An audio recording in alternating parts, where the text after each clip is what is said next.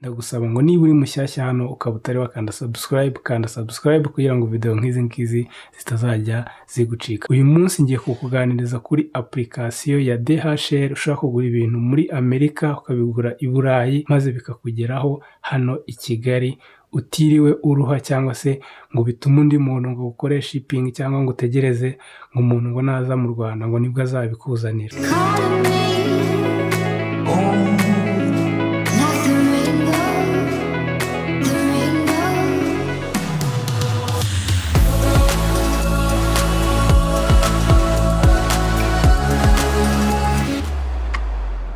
Iyi application ngiye kukubwira ya Africa eShop ni ya DHL. Iyi ni application ya DHL izana ibintu muri Afrika. Ushobora kugenda ukayidownloadinga maze ugakoresha telefone yawe uko ubishaka, kimwe nuko ushobora gukoresha desktop, ariko hano ngiyewe ndi gukoresha laptop. Gusa ibyo nakoraho hano no muri application ushobora kubikoresha. Hano website ihita ikwereka igihugu uherereyemo. Niba uherereye mu Rwanda ushobora kubyandikamo cyangwa se mu bindi bihugu byose bya Afrika, ariko kuko ngiye ndi mu Rwanda reka mpitemo mu Rwanda.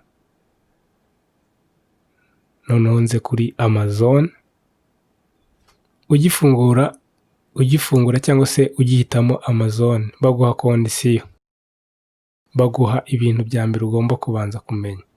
Hano baguha kondisiyo z'uko ugomba kumenya ko ibintu ugiye kugura bidaturuka muri China, kubera ko iyo biturutse muri China bitindaho hafi ibyumweru 4.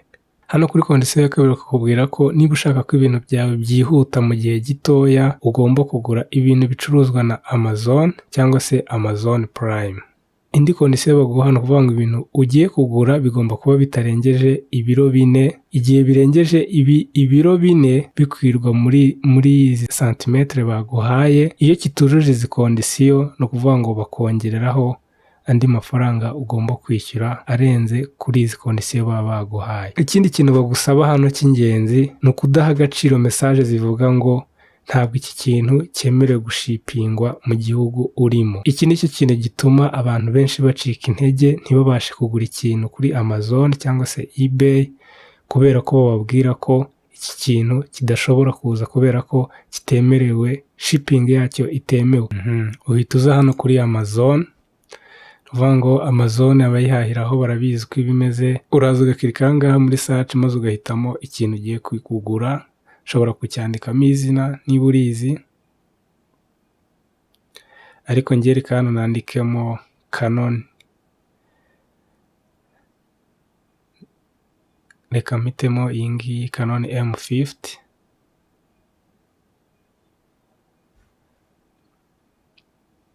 Kamera iraje. Ahangaha uhitamo kamera ushaka cyangwa se ibyo ushaka kugura. Ushobora kureba niba ushaka iri kumwe n'ibi bintu bitandukanye.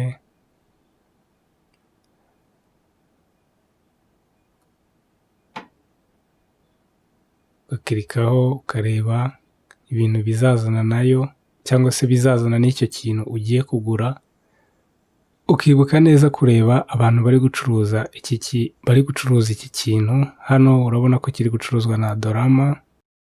Ukareba neza hano ukibuka ya message ivuga ko ibi ngibi utagomba kubyitaho, ko kitagomba kuba kikorerwa shipping bitewe n'aho uherereye. Ibi ngibi ni ibintu udakwiye kwitaho. Wowe urakigura igihe cyose ugikeneye maze DHL ikakikuzanira.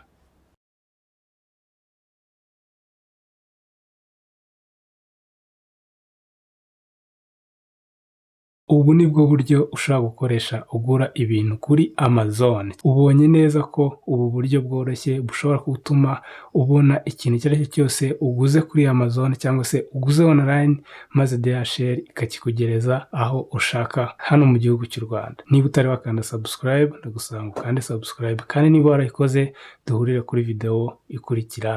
Ciao.